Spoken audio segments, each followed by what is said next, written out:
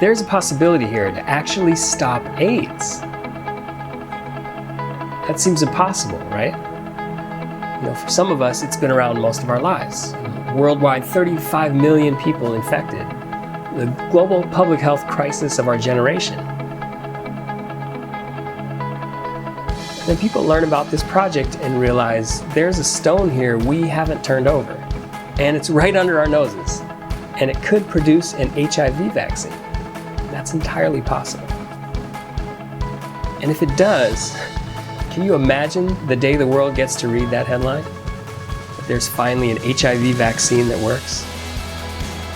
We're looking for a visionary funder, someone with the resources to fund this project, who's an independent thinker, with enough common sense and enough backbone to stand up to the conventional wisdom and say, this is a no-brainer. This needs to happen. Initially, it's hard to believe, yeah. I tell people, basically the most proven method for developing vaccines has never been tested for HIV. And their first question is usually, huh? It's called a killed virus vaccine. It's actually the same method we all learned about in high school biology class. You take the virus, you kill it, and develop that into a vaccine which stimulates your immune system to create defenses against the disease. We've been doing that for decades.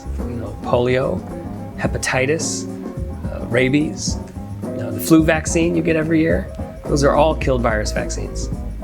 Yeah, how this hasn't gotten funded yet? It's a good question. It's actually fallen through the cracks.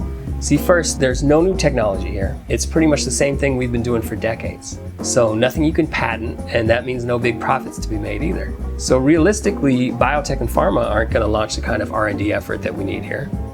Second, as strange as this is, it's actually viewed as just too old school. And it is old school. I mean, pretty much every disease for decades, we developed these classical vaccines. We know how to do it really well. It's straightforward product development. A lot of grunt work, not very glorious, but effective at banging out vaccines. Well, when AIDS came along, these new techniques were emerging for genetically engineered vaccines, and people were excited about those for good reason. But as it happened, they've gotten all of the focus and all of the billions of dollars of funding ever since. And unfortunately, nothing has worked.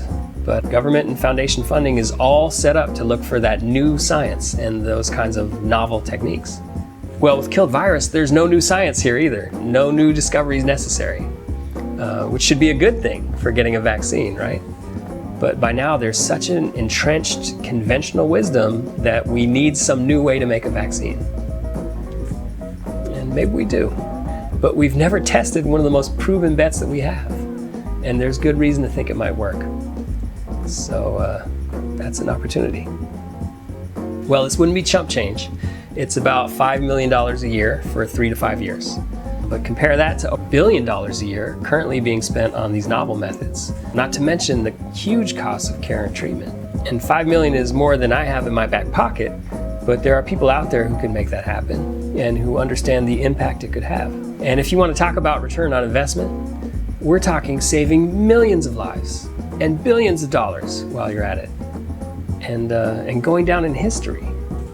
So I think when we look back in a handful of years, someone's going to be the one who stepped up and said, this needs to happen, and who funded it and who made it happen. Well, my dad is a vaccinologist, and he's been advocating this approach for a long time. He had a successful vaccine company, and they were experts in these kinds of classical vaccines. Then that company was sold, and he probably could have retired then and there if he wanted. But the AIDS crisis had arrived, and he and his colleagues knew they could bring something to the vaccine effort. And he's been trying to do that ever since, tirelessly and uphill. And he sacrificed a lot for it. But he stuck with it year after year after year. So that's how I came to be involved. HIV/AIDS continues to be a massive human crisis around the globe. The scale of the devastation is hard to fathom. But we have a great weapon against it that we've never tried, a stone we've never turned. This could be a golden opportunity to potentially stop AIDS. And that would change history. How often does a chance like that come along? You can't guarantee it's going to work, but it really could. And just imagine if it does.